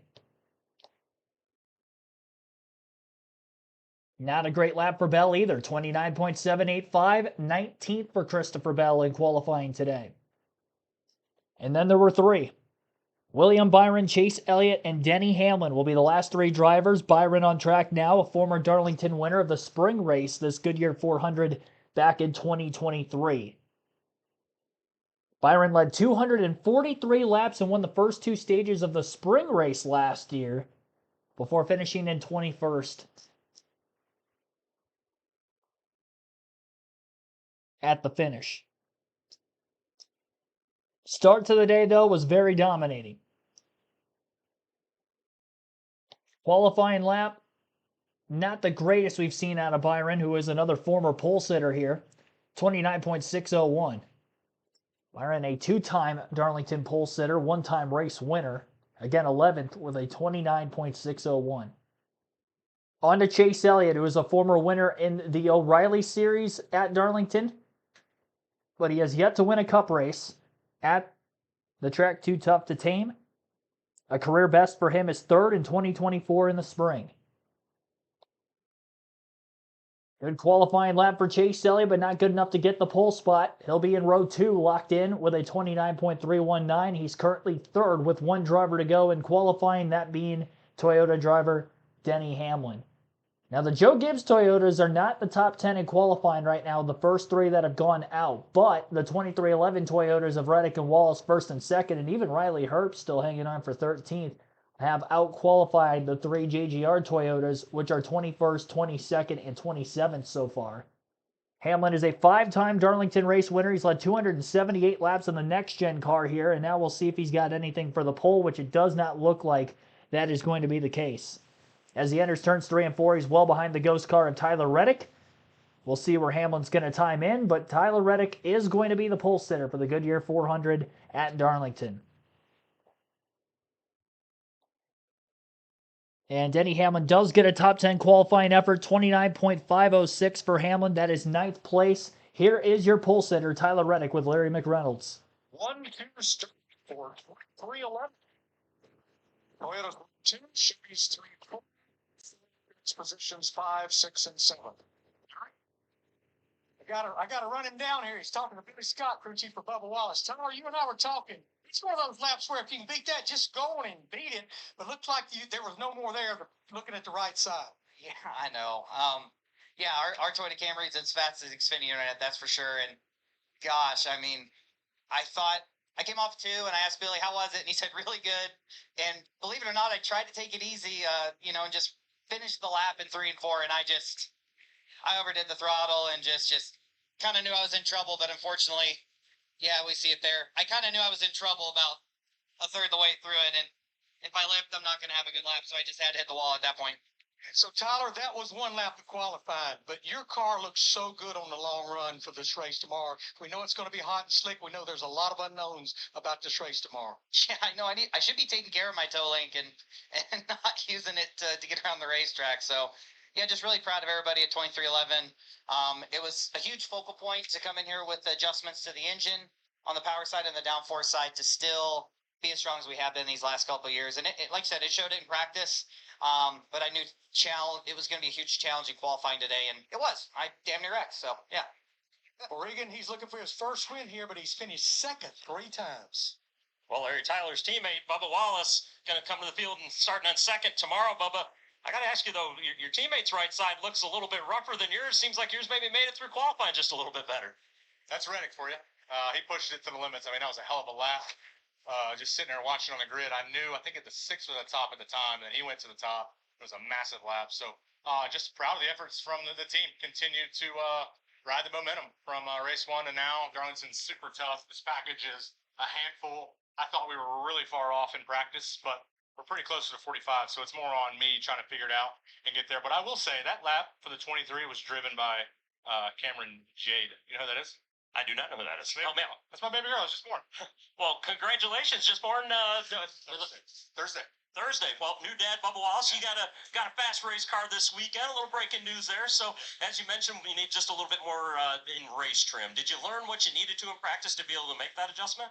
Yeah, I mean, the engineers go through so much data to figure out what the offset is for aero balance, right? Coming up with a new package. And I think we just over-adjusted.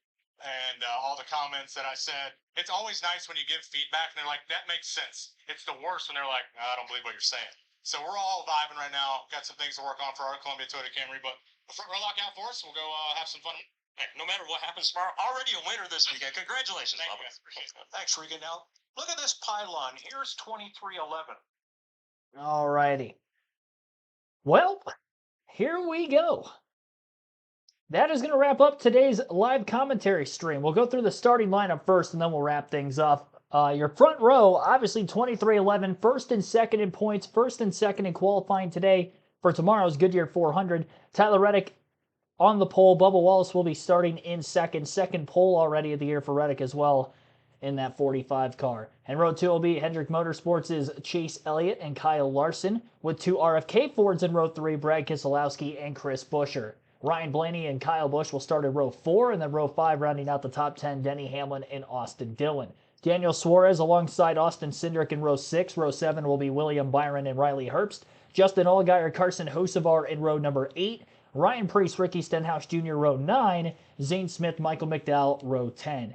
Row 11 will be John Hunter Nemechek and Christopher Bell. Then in row 12 will be Chase Briscoe, Eric Jones, Ross Chastain, Josh Berry in row 13. Row 14, AJ Allmendinger and Ty Gibbs. Joey Logano and Noah Gregson, row 15. Row 16, Todd Gill and Connor Zilic. Shane Van Gisbergen alongside Cody Ware in row 17. Row 18 will be Cole Custer, Ty Dillon. And rounding out the field, Timmy Hill in row 19, 37th.